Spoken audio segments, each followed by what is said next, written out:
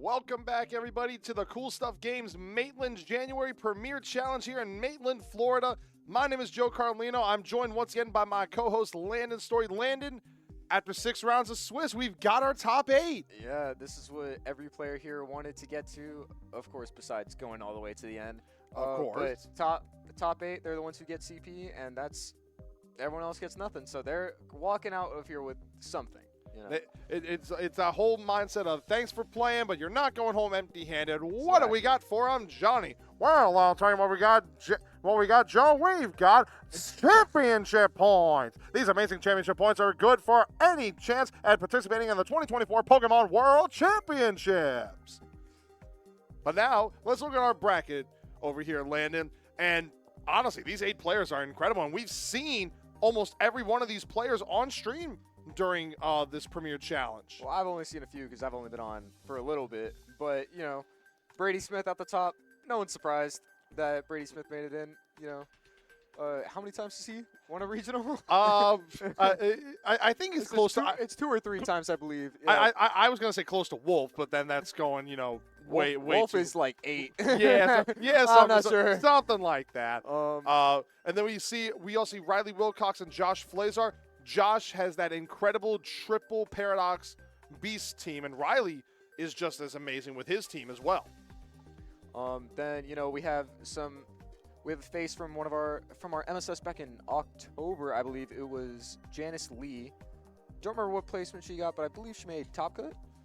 I believe she did make top cut back then too, if I remember correctly. And then we also have Carrie at the bottom of the bracket, but we just saw him play. He's an amazing player, and and he's going up against Patrick Connors, one of the top players in Florida right now. Yep, it's a pretty stacked bracket. It's pretty good. And now, Landon, I'm curious about this. Now, we've seen some of our players so far today, and we've seen the usage rate. Yep. Apparently, there is one Pokemon in this top cut that is the most obscure Pokemon of everything that we've seen. I think I know which one you're talking about. Do you want to say which one that is? You know what? Let's play a guessing game with it real quick. Am I tall? Yes. Am I green? Partially.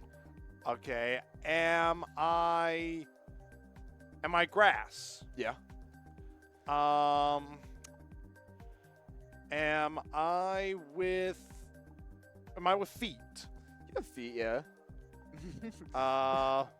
Am I Alolan Executor? You are Alolan Executor. Hey, let's Alolan go! Executor, only one in this entire tournament. Not surprisingly, it's not a very popular used Pokemon, but it made it to top cut. Certainly the player knows something we don't. I believe that's Kevin. I believe it was Kevin Borges. Yes. Yes, and he's also running. He has a Torkoal, which is understandable to get that harvest off. Get that harvest ability. The Indeedee female, which is pretty fun. Pretty good for a Trick Room to help that Torkoal out. Rhyperior.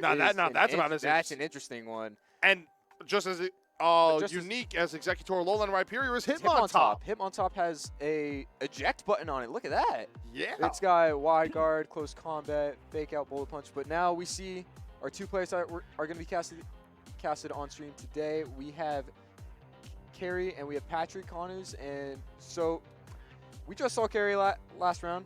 He did amazingly well, especially in that game 2. Absolutely demolished in game 2. Very good job on his behalf. And he actually told me, I went and talked to him between games, and he said that this is only his 2nd ever tournament. He's never been to a regional. He's only been to 1 local before. This is his 2nd tournament ever, and he's already making a top cut. That is amazing. This is only his 2nd tournament ever? 2nd tournament ever. That is amazing for him. Exactly. I'm hoping that we see him in Orlando then in April. He said he's pretty interested in going, and I'm interested in seeing him go, because if he's doing this great on his 2nd tournament ever, let's see him at a regional.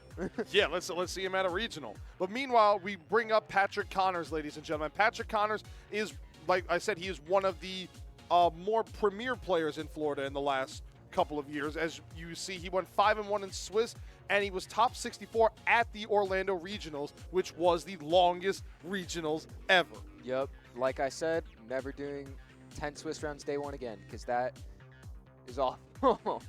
Yes, and as we look at Patrick's team, he's got the King Gambit with the Terra Fairy, with Terra Blast, Terra Fairy. That's a good one. Yep. He's got the Gouging Fire, Terra Grass Booster Energy, which he has pretty much the same moves as Carries, just Burning Bulwark instead of Protect. He's got the Urshifu Rapid Strike, so we got an Urshifu, just the different forms. One mastered Darkness, the other mastered Water. Yep, and, you know, again, Urshifu hater #1 here, but it's okay. And also, we got one of each going against each other. We'll see. This is the battle of the Urshifus, the battle of the pandas. And the Fluttermanes, too. They are literally down to a T in terms of Terra type, ability, held item, and moves. They are the exact same moves. It's just these players just know what's good. Exactly. They know what's good. And then Chen Pao rounding it out for Patrick Connors. Chen Pao, we did see it earlier today. It does do really well. It does do really well. Even though Furgraph is a lot more involved in the meta right now, Chen Pao's still, not surprisingly, one of the top Pokemon. But you know what is interesting about Patrick's Chen Pao? No Ice Spinner. He went Icicle Crash. He went Icicle Crash. He's risking it for the biscuit. Exactly. So Ice Spinner does less damage, but is 100% accurate. Icicle Crash is 95% accurate, but does more damage. But that 5% will hit more often Isn't it than you 90%? think. Is it 90? I- 90, 95, whichever. Either way, it missed. I've missed more than it seems like it being a 90% thing. I've missed more than that. Yeah. It's a move. It has a chance to miss. It's not like Ice Spinner, but it has that flinch capability. If it's not 100% accurate, it's 50% accurate. But we're going to get into this, guys. Our first game of top 8 is about to begin. Patrick has come out with his Urshifu Rapid Strike and Gouging Fire. Meanwhile, Carey leads with that Choice Specs Fluttermane and the Single Strike Urshifu. So we got the battle between the Urshifus, just like we were saying, the battle of the pandas, and it's definitely going to be interesting going into this match because we get to see how both of these players get to pilot these Pokemon. And what's important to note is that Patrick's Urshifu is Choice Scarf, so it is faster than that Fluttermane. Yes, it is, and I believe that Gouging Fire, wasn't it a speed boost? Or yes, it is a speed boost Gouging Fire. So it looks like Patrick is going to get both first hits, and we see the Heat Crash. And barely not KOing. Oh, no. Wow. Oh, the double up. The double up U-turn. double up U-turn was very crucial in order to get that KO. That is huge. That is insane. On Patrick, that is amazing. Getting that double up. I wonder if that was a damage roll with the Heat Crash. I do remember talking to Carey, and he was telling me that he's not afraid. He is not afraid of Gouging Fires, which is very surprising to hear. That is very surprising. And we do see this Terra Dark Wicked Blow come out. And ooh. Okay, so that's solid damage going in. Solid damage. I do approve of that solid damage here. And also, we do see it is Protect on Gouging Fire. So Carey doesn't either he went Protect for that, or he doesn't know about Burning Bulwark. Yeah, he might not just know about Burning Bulwark, you know. I don't want to say, but definitely experience needed involved in these matches because, like we said before, Carey, it is only his second tournament, but obviously he's still piloting amazing. But that knowledge is very crucial when team selection and, you know, what's good for your team. And so that could cost him at any point in this tournament. It potentially could, but at the same time, we didn't see him bring the Gouging Fire in the last round. So That's true. So we didn't even realize it until just now that he has Exactly. Protect. As we do see the Terra come out on the King Gambit. Terra Fairy. So, you know, King Gambit has the most versatile options for a Terra type. It can have Fairy, it can have Fire, it can have Dragon, it can have Dark to boost its attacks. It's the most versatile. But we just saw that the Gouging Fire went for the Breaking Swipe to lower the power of physical attacks, but that doesn't matter. That doesn't matter for a Wicked Blow. That no, does not matter for Wicked Blow. And so, Gouging Fire is off the field for Patrick. Ivy Cudgel coming out into the King Gambit. And no critical hit. That attack drop is big. But here comes the Terra Fairy, Terra Blast. That's where the Breaking Swipe comes into play because that breaks the Focus Sash. Will this be enough? It is enough. Wow. And Urshifu is down on Carey's side. That is big for Patrick. And also, I just have to put it out there, the Terra Fairy crown. It's a heart, but King Gambit's It's heartless. It's heart- heartless. It's broken it's split the heart in It split the heart in half with its. and with Valentine's Day right around the corner too. Yeah. Come on now. Oh man, it's unfortunate. However, Gouging Fire is now on the side of Carries, and he was also a speed boosting Gouging Fire, so he can theoretically go for a howl here and get that that attack drop negated. Yep, he definitely could. Sucker Punch onto that Ogerpon, getting some good solid damage in. A U-turn, gonna take double out up. that Ogerpon. Wow. That was big on the side of Patrick Connors, identifying his main target, but by getting that double up, he did it again. 2 Pokemon down with double ups. That double up makes me have to wonder if that U-turn could have like done much damage without it. So it makes me wonder: is there really as much investment in that Urshifu as we know? It's possible, but we see the Gouging Fire just went for that howl, and now I mean it's a sort of ruin on a Heat Crash. It's super unfortunate. Heat Crash. It's gonna take out. Oh wow! It doesn't do enough, but the Icicle Crash, it lands the Icicle Crash, Unfortunately, and does King not Gambit go. goes for that Terra Blast. How much damage are we gonna do here? With the Sword of Ruin, will it do enough? No, No. it does not do enough for Care. Gouging Fire does look like it's in too unfortunate a position, however, because Chien-Pao has that Focus Sash. So either way, gonna need 2 hits to take it out. Essentially, but in comes the Urshifu back onto the field for Patrick, but And a Sucker Punch is comes out. It's gonna KO and win Patrick Patrick the first game. Patrick wins that first game pretty cleanly thanks to that Pretty convincingly, for sure. That Gouging Fire was absolutely insane, but then also you look at that King Gambit. Like we said, it was heartless, and it took Carrie's soul. Exactly. So, it definitely a good game 1 for Patrick. Like it's got to be putting some confidence in going into the next game, because that's a pretty convincing win if I say so myself. I just think that's a little crazy. Yeah, I agree entirely, because the Gouging Fire on Patrick's side, it did what it had to do. It got that Heat Crash, and like you said that Carrie's Fluttermane, he's not afraid of any Fluttermanes. Not afraid of those Gouging Fires, you mean? Oh, yeah. There you So go. not afraid of. So the fact that it can live that Heat Crash, that is really big. That is really good information. Patrick, that's good information for him to know as well. But of course that double up. That double up double was up huge. was crucial. Yes, it was absolutely crucial, because Urshifu, I mean, it went for the Terra Dark Wicked Blow into the Gouging Fire. I'm wondering, maybe he could have predicted that U-turn. I mean, it's hard to say in hindsight, but I mean, the fact that it went to King Gamma then Terra. Yeah. I mean, could you imagine if Carrie had went for the close combat on that switch in? If it went for the close combat, I think that would have just been an insane read. Yes. Like, that read would have been ridiculous. Yes, that would have been that would have been like super aggressive. but Play of the game. It's super aggressive. Definitely has risk to it. Definitely not the most risky play he could have gone for, but it definitely had some. without question. But we're gonna see what happens here, ladies and gentlemen. Will Carey be able to force a game number 3 and only his second ever event, or will Patrick Connors move one step closer to the title of Cool Games Maitland? You want me to do it? Yeah. Cool Games Maitland. Cool Stuff Games Maitland. January Premier Challenge. There you go. All right, we see the same lead on the side of Patrick Connors here, but Carey makes a switch up, leading Ogerpon alongside his Urshifu.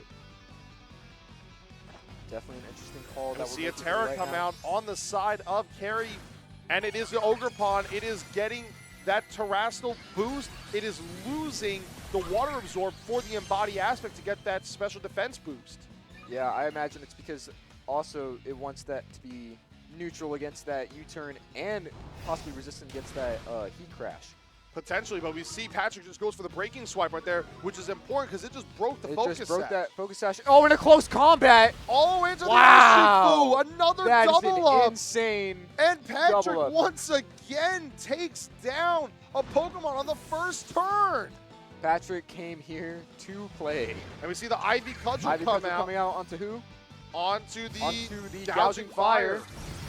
And Ooh. Ooh. Okay, that's good damage on the gouging fire here, but now now potentially that Fluttermane can come in here pretty freely because the Urshifu is locked into close combat. That is true. It is locked into that close combat, and like we talked about before, this Fluttermane isn't afraid of gouging fires. It is not. But the other thing here is you have to remember, while it can go for a Dazzling Gleam, a Breaking Swipe plus a close combat, it might do enough. I don't know. Yeah, it's gonna do a lot. Oh, okay. Now we're now that's something. that's definitely going to be something to note. But now with that howl, the Close Fluttermane, combat. and it does Wow. enough. The Wow. howl was enough. Patrick is not messing around. These close combats, like Urshifu is definitely going down this turn. 2 special defense drops and a Dazzling Gleam coming out. No way this Urshifu surviving. But it did its job. It did its job. It got 2 KOs in 2 turns. It's wow. Look at Yeah, that. that bar just went down That really bar quick. went- That health bar went fast.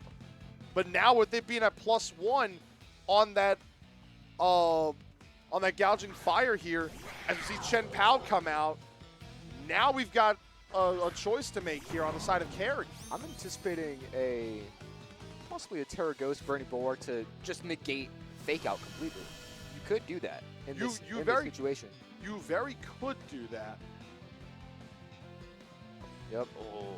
See, I And think just go for the the Burning Dazzling Gleam. Bulwark. I do like Yep. that. See, There's the just like I Burning said. Bulwark. So we are not getting the Terra Ghost like mentioned, but this is going to do a lot. Oh, a Protect just to completely negate. I do Fake Out in general. like that play. I do like that a lot. Potentially saving the Terra because you don't want to be too aggressive. You don't ever want to be too aggressive in this situation. No, but because the Fake Out went into the Burning Bulwark, it made contact, and it is now burned. Rillaboom is burned, but the Dazzling Gleam comes out, and because of the double protect, no Pokemon on No Patrick's Pokemon side will are be taking damage. any damage. This is not a good situation for Carry right now. Unfortunately, it is not, and now the Gouging Fire gets some health back. So this is really good for Patrick right now. And with the choice specs, it's locked into a move, and it can't switch out. So I imagine a Sucker Punch and a Heat Crush are just free here. I would imagine that. I would think so. However, we do see there's the Terra Ghost. on There it Patrick, the Terra Ghost on Chen Pao. So now Chen Pao has become a Ghost type. That Dazzling Gleam is gonna be neutral. But we see the Grassy Glide come out and do good damage, even through the do a decent burn. chunk. But the Heat Crash comes Crash. out into Fluttermane, and it's Take a one-hit it out. knockout. The Howl, the Sword of Ruin, Fluttermane with a one-hit knockout. And now it comes to the Icicle Crash. Did it hit? Does it KO? It did hit. And it's it a KOs. one-hit. Yep, that's a one hit. That's a And one-hit KO. that is it. Patrick Connors wins 2-0 over Carrie Dortona and advances to the top 4 of the Cool Stuff Games Maitland Premier Challenge. I mean, wow, you can see because Patrick's always been a really good player in the Florida local scene, and you can really see it here because look at that, look at that plays. It's Yeah. insane. But we do have to hand it to Carey because this is a second tournament. This was only his It's second only his tournament, second and tournament. he top cut. That's insane. Exactly. Like, that is amazing for Carey, and his team was incredible, too. Like, It was great. The Single Strike Urshifu put in work for him. Exactly. The Ogerpon put in work for him. The Specs Fluttermane put in the work for him. He played absolutely incredible and deserved a spot in this top 8. Yeah, it really was amazing watching, it's always great watching new players come into it because, it is community in general. And Exactly. seeing him come in and just put in work immediately, it was great. I So good. agree entirely. The more people that get involved in VGC, the more they learn about how great this format is, how great the community is, how inviting everybody is, how enjoyable it is. Like, yeah, wins and losses happen all the time. Yeah. Whether it be to a damage roll or a status condition or even to a friend. Like, that's something, like the amount of friends you can make, and that just leads to better opportunities for you down the road. Yeah, it's insane. It feels kind of bad when you play against your friends and you might be knocking them out of the tournament, but it is a part of the game, and the community itself is just great. Exactly.